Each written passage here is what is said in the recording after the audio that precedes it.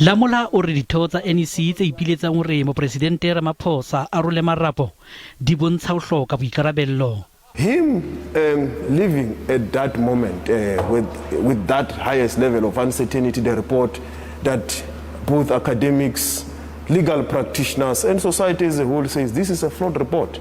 He needs to consult all his lawyers. Lamola o re Mopresidente wa mehleng wa ANC Jacob Zuma o ile a dumellwa ho phephetsa tlaleho ya nkantla a ntse a le maemong a ya tshebetso mme hobaneng seo se sa etswe ka Ramaphosa.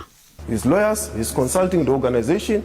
He will say, this is my view in terms of the report.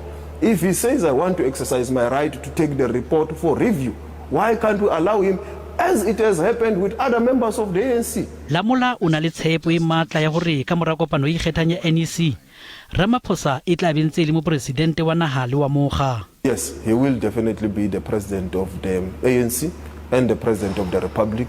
And he will continue with the renewal project that he has started. Mopresidente Ramaphosa a ke ba teng kopanong ena e ikgethang ya NEC ka hlaela lenane tsamaisong la tse ilo tshohlwa.